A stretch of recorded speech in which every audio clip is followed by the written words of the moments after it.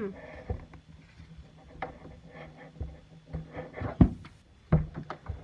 I think it's telling me to rotate.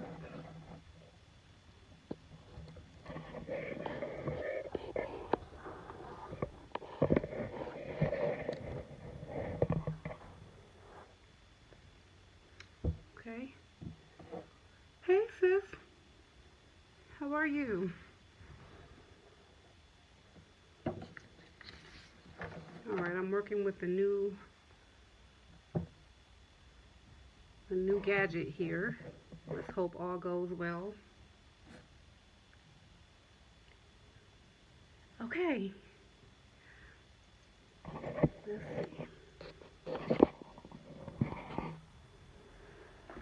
Welcome to day 8. Day 8. Happy Monday. We are day 8 of the 30-day Boss Up Challenge, and I'm coming back with the last part of the business plan. Okay, so I just want to give people a little bit of time to get in here if they're coming. I encourage everyone to tune in each evening at 9 o'clock. And here's a reminder to please like the video, subscribe to the YouTube channel, which is Business Builder Basics. And there's also a group on Facebook and a Facebook business page. So please join our community. And I also do acknowledgments. Acknowledgments where I give props to someone who is self-employed in business for themselves. Tonight, I'd like to honor Natalie Walker Melton. She actually has a very sophisticated event design group for wedding planning and event planning. They just put out a sneak peek of a commercial. Ooh, it was so nice. It was so nice. So please visit her at theeventdesigngroup.com. There's also a number listed. They have a Facebook business page, and the phone number is 240-221-1515. Okay, so show some support. If you know someone getting married and they want to do it big, do it up really nice. She knows a lot of good vendors, professional people, so I highly recommend her. Okay, so we're going to get started, and those who come later on, you know how it works. I'll give you 20 minutes of content, basically, and then after that, I open it up for Q&A. And Q&A is for you to ask whatever question you want to ask that's of a business nature. It can be about what we talked about tonight. It can be about something we talked about before, or it can just be your own question that you have. I'm here to consult. All right, so the business plan. Part 5, and the last part, this thing became a monster.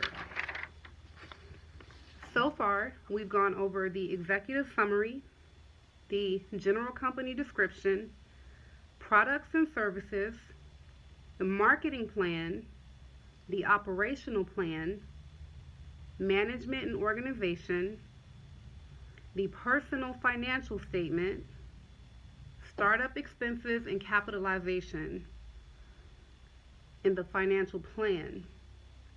So last night was devoted to all things finance, basically, as it relates to your business plan. So the business plan is just something that you want to do to show people that you're serious, show people that you put in the work, you did the research, and you are the expert on your business. Business plans usually are for investors or potential partners, and you want to make a good showing when you do your business plan. Okay, so tonight we only have about 2 sections left. Yep, about 2 sections. Okay, so the appendices. The appendices basically will be like your miscellaneous part of the business plan. Here you might have copies of your brochures and advertising materials. You might have industry studies, blueprints and plans for your building, maps and photos of the location. Hey, Mom. So you might want to include maps and photos of the location, magazine or articles that might relate to your industry, your idea, your product, a detailed list of equipment owned or to be purchased by the company, copies of leases and contracts, letters of support from future customers, and basically any materials needed to support the assumptions in this plan. What kind of evidence or exhibits what can you bring and add to this plan so that the people that you're trying to convince to get on board will feel like they have everything they need right here. They don't have to go searching. That's what you want to put in your appendices. Don't forget your market research studies and also a list of assets available as collateral if you're trying to get a loan. Now, that's the last section of the plan, okay? But now I want to talk about pulling it all together and refining the plan, basically. So, the business plan, you can find templates online. Templates online are really good. That's what I used. And what I did was I just tweaked it to meet the needs of what I was doing at the time. And I was doing a lot. I had like 6 businesses in this plan. And it really, if I had known better, I would have broken it down a little bit more concisely, and I would have been more focused, maybe on just a couple of industries.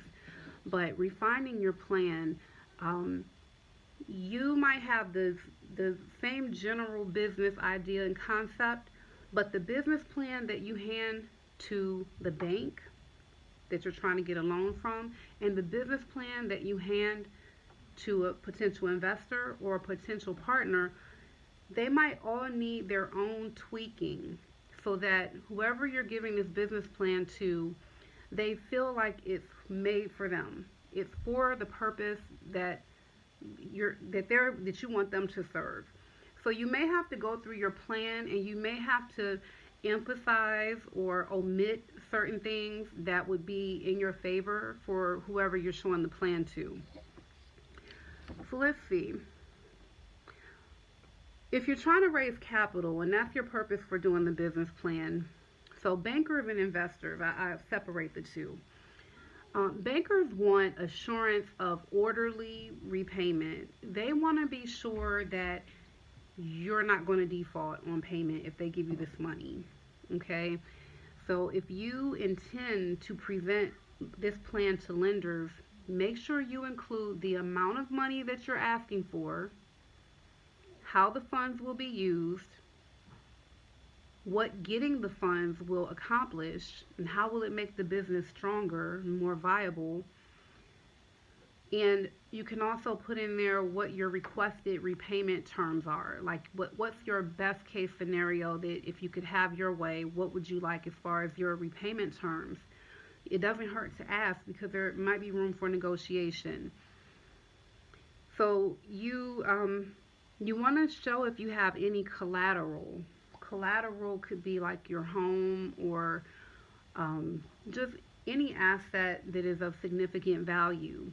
If you have collateral, it makes people more comfortable giving you money because they feel like if you default, you've now given them permission basically to go after your collateral, which may not be liquid because collateral is usually not liquid. You have to usually go and liquidate so that the money they can get their money basically.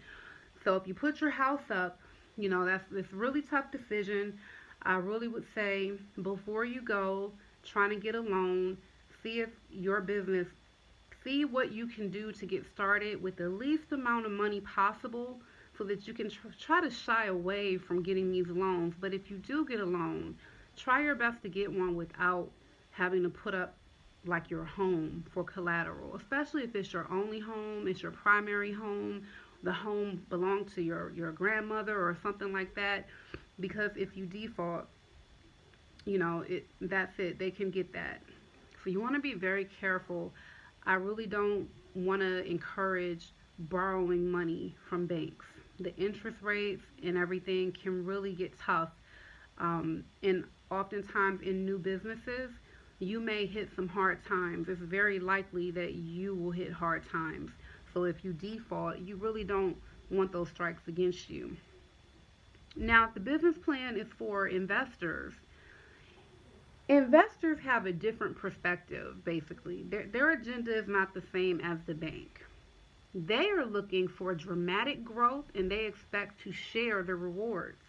They want to see what is in it for me if I collaborate with this person, if I invest money, because the money they give, if it's an investment, chances are it's not a loan.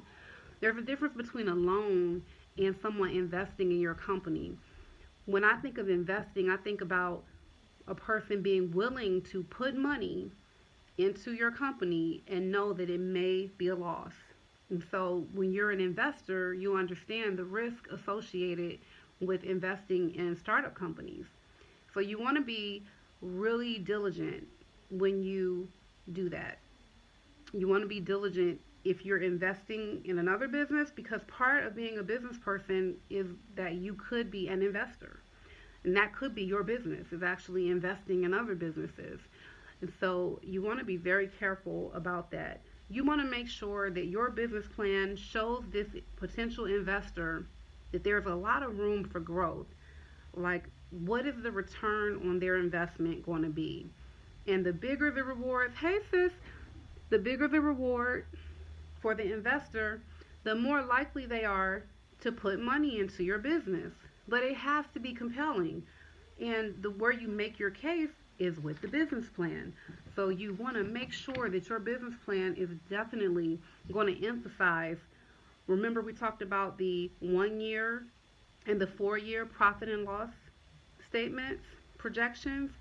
So for an investor, you definitely want to add in a 4 year, maybe even a 10 year, so that you can try to show them what they might be getting out of this at some point. Most people don't invest just for the sake of investing. Most people are investing because they want something out of it. So usually they're going to want to see something in 2 to 5 years. So if you do that 1 year and 4 year, then that kind of fits into that category there. They're going to want to know how you're going to use the funds they're giving you and how those funds will accomplish the getting you to the next level or getting you started. Because you can be getting started or you can already be in business and you can try to grow. And so investors, it's really good if you've already been in business for a little while, because then you can show the investor what you've accomplished so far. And you can say, listen, it's not just a plan. I've executed this plan, and so far, da da da da da. You can show them your results, basically, and hopefully your results are good, because if your results aren't good, then it may be worth considering why you're trying to grow and expand if it's not working on a smaller scale. You want to offer a part in this business plan that is what we call an exit strategy for the investor, okay? Or even an exit strategy for yourself. You may have an investor where you say, hey, I just need this money right now. I'll give you this return on your investment, but you really don't want that investor to have rights to your company for, indefinitely. So you definitely want to put back if there's some kind of buyback offer on the table or requirement. If there's going to be, if you're going public, there's an initial public offering. You just want to let the investors know how you all are going to get out of this deal. In the event they're making money, they may want to exit. That's usually investors, when they're making money, they want to continue making money. But you, as a business owner, may be tired of sharing your money, basically. So you decide you want to tell them, listen, this is time limited. So if you give me $50,000, I will give you, and you'll get a 10% return, which that's really not attractive, but let's just say 10% return. And after you get your 10%, then that's it. The profit sharing is over. Be sure you're very clear about the exit strategy.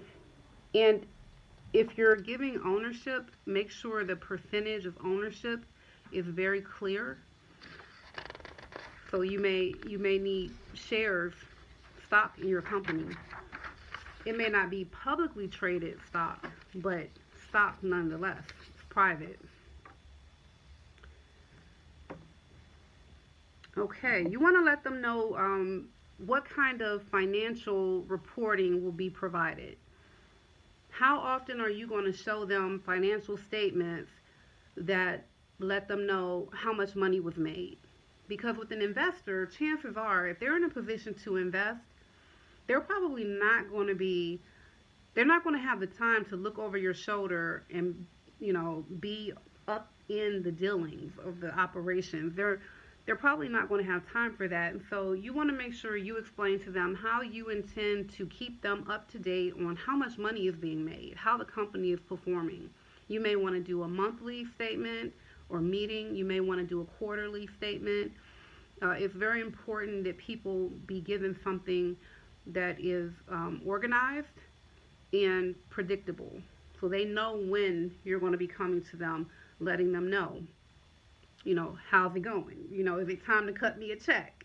If not, why? What can you do differently? Like, you want to make sure that that is how you deal with your investors. All right. The other way you want to refine the business plan is considering the industries that you're in. So you might be doing something that's dealing with manufacturing. You may be providing services. So the way that you talk about things and what you talk about will be a little different when you're talking about those two different things, service industry versus sales for products. That's quite different. So make sure the business plan template that you find, or if you do it from scratch, just make sure that it is custom made for the particular person or company that you're giving it to.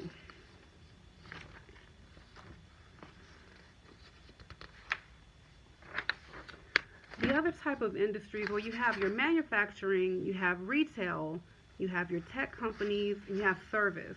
Well, I know I'm probably leaving some out, but those are the biggies basically. And each of those should be treated as a separate industry, where you want to make sure you understand the industry in general. If you understand the industry in general, then when you reference it in your business plan, you you know what you're talking about, basically. Especially if you're giving your business plan to someone that's in the industry, and your business plan is really serving to convince them why they should work with you. You want to make sure you know your stuff, because if you put something before them that they know is not accurate, that's a bad look. You don't want to do that. So make sure that you research each industry that you're going to be in and have that information up here, so that when you meet, make sure that you know what's in your business plan. Make sure, like, if you have someone help you develop it, make sure that you've read your own business plan cover to cover. Make sure that you can talk about your business plan without looking at your business plan, except of course for like specific figures, then you would need to look. But you really should be able to talk about your business without looking at the plan. Okay, you don't want to look like you have to rely on this and you don't know your stuff. You want to have it up here. So that is refining the business plan. Some other kind of common sense things, but I'll still note it anyway. And hello to everybody who's coming in. I haven't been able to wave to everyone, but hello and thank you for stopping through. So you want to make sure that you have someone proofread your business plan. There is nothing more embarrassing than submitting a business plan that has a lot of errors in it, misspellings, awkward language. Make sure you give it to someone that you know is good with proofreading and writing.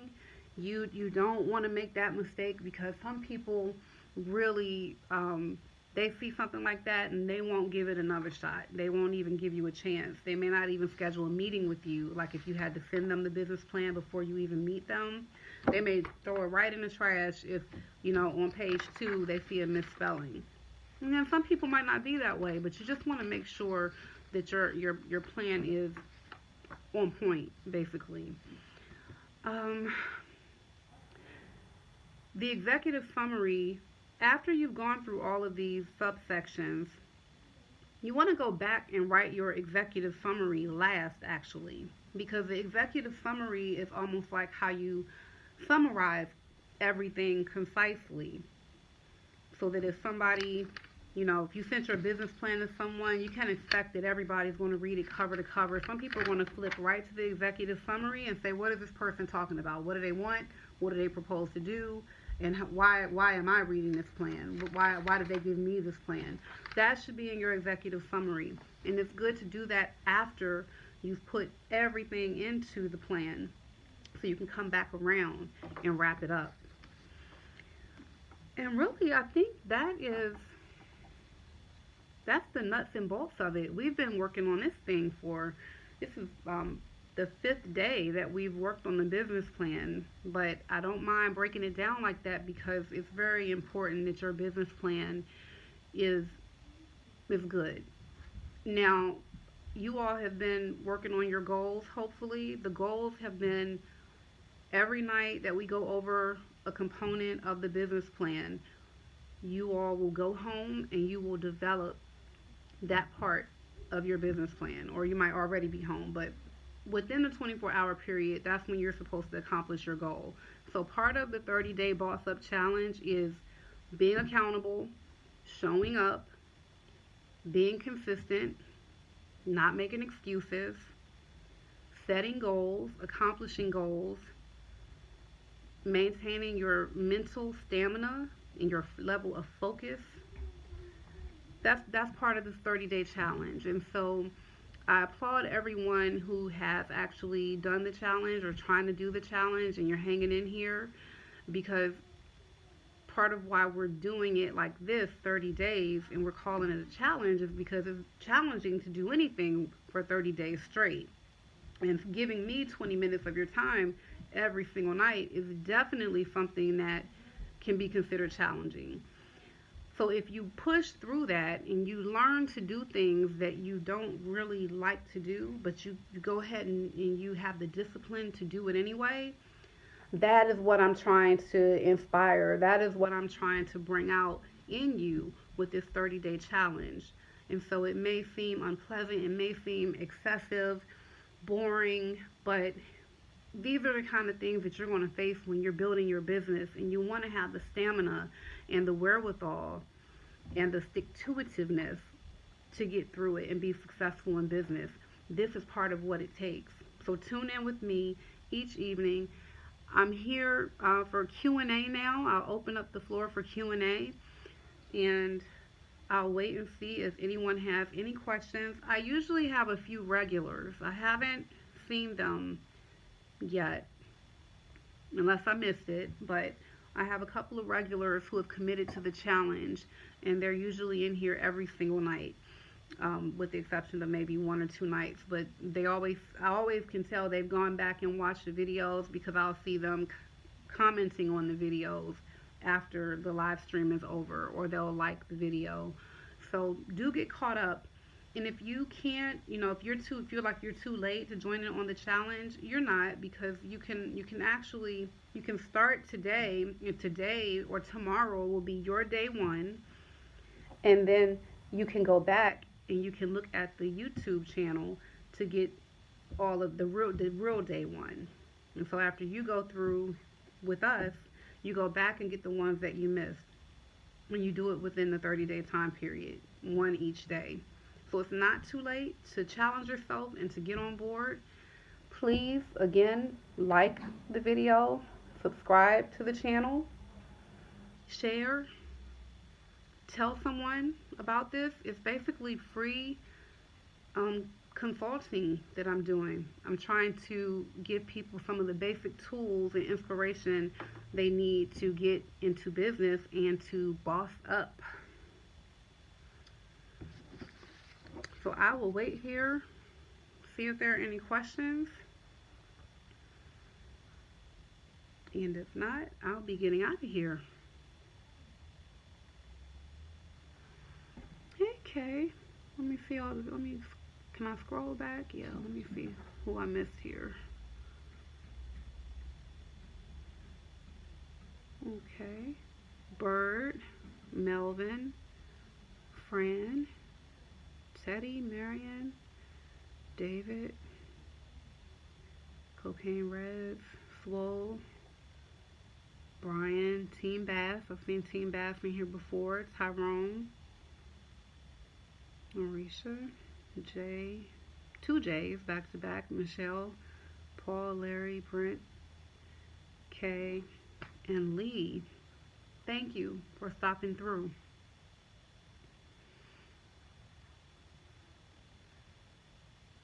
I think that's going to be it for tonight. Let's see, what time is it? 9:28. I did consider pushing it back to 9:30. I think the first night or the first two nights, I did this at 9:30, and I know for me, 9:30 is better for me. But I was wondering, was it too late for people? But oftentimes people are preparing their children to go to bed, or they're preparing themselves for work the next day. So I'm not really sure what the sweet spot is, but I'm wondering, if you all have preferences, please put in the comment section. Even if even if it's not during the live stream, I still always look at the comments. I'll get a notification. So let me know what your preferences are as far as broadcast time, because I'm amenable. I'm amenable to 9:30 or sticking with 9.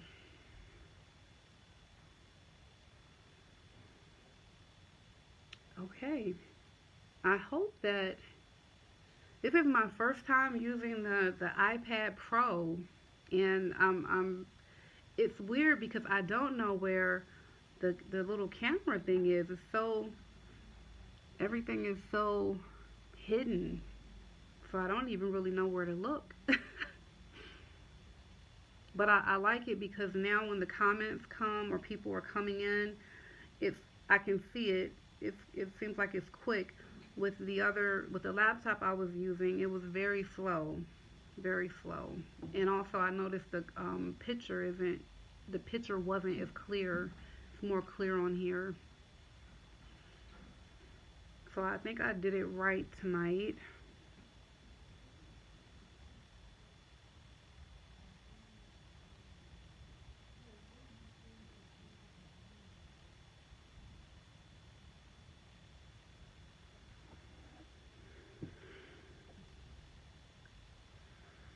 Hi, Gifted Drummer. Thanks for stopping through. Just in the Q&A phase. We don't have much going on tonight. We finished up the business plan. If you have any questions, let me know.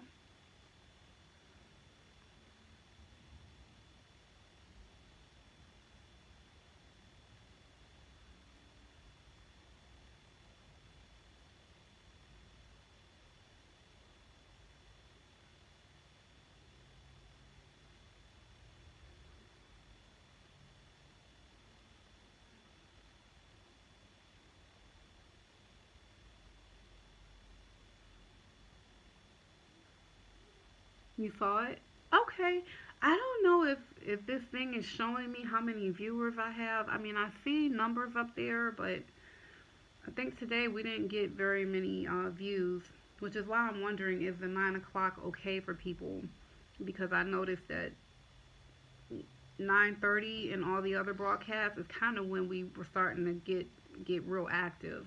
Hi, Timothy.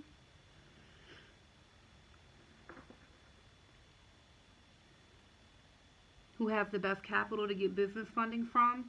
Well, it depends on the industry that you're in.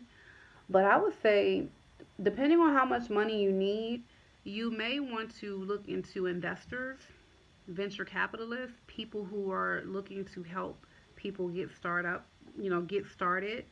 And part of what you give them is either ownership in your business or some kind of plan for how they're going to get a return on their investment.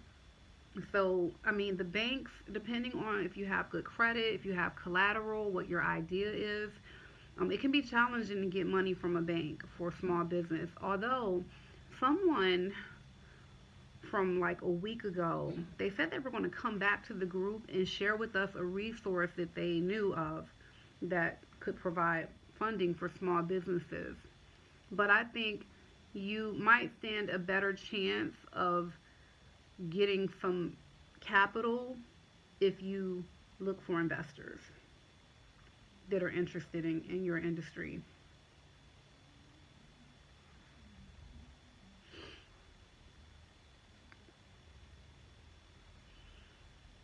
And if you depending on what your situation is, if you're at all in a situation to save money, you want to have as much of your own money as possible so that you really don't have to um, deal with too many other investors. You don't want to give away so much of your business from the beginning. But any bank, and that's what the business plan, you know, that's what this is for. My business plan was about 32 pages, sorry, 32 pages.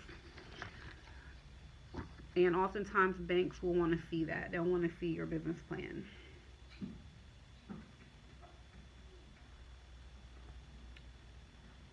I know that I would love to, part of what I want from this group is to meet and network, with people who are looking for other people to either partner with, collaborate, invest in, or get someone to invest.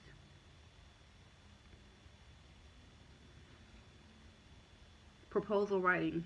Okay, so um, I did say that I would do an evening on writing for grants, like proposals, because me and my company, we have experience with writing a successful proposal that got us about $250,000 in grant money from a program.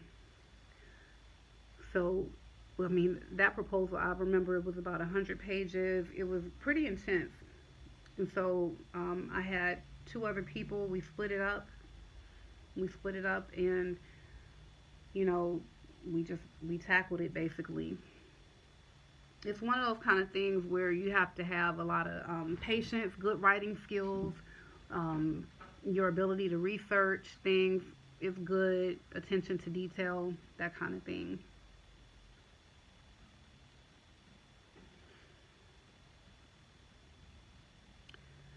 Hi, Kim. Thanks for stopping through. If you have any business questions, let me know.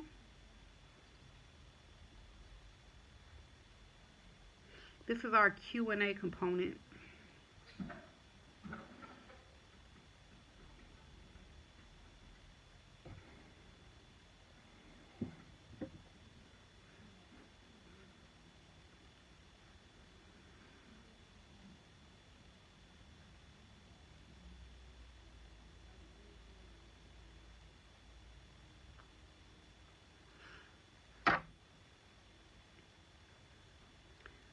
I'm going to make sure that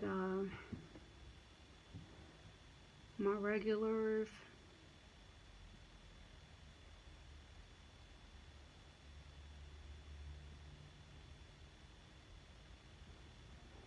there's one there. And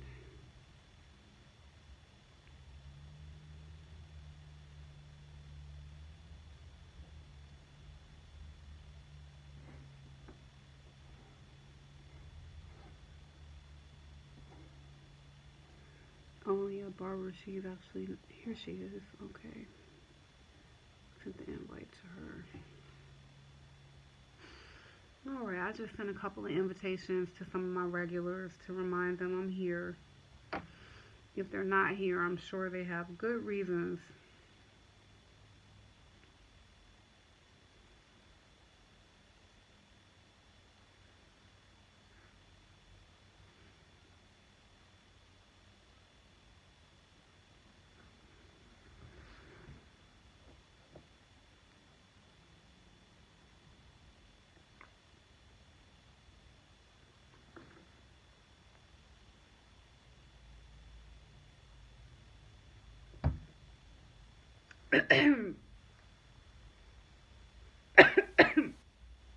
Excuse me, I am just a little under the weather. You know how it is when you first start thinking something's going on. I'm in that stage.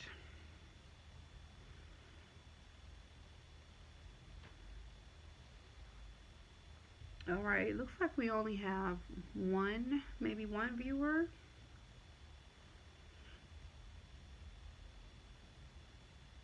I don't see any questions, so I'll wait a second.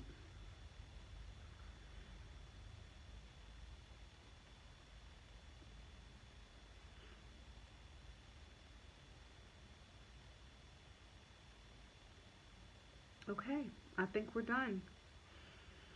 All right, everybody. Thank you. Thank you for tuning in. Don't forget, reach those goals, work on your business plan. Tune in tomorrow, and let's boss up.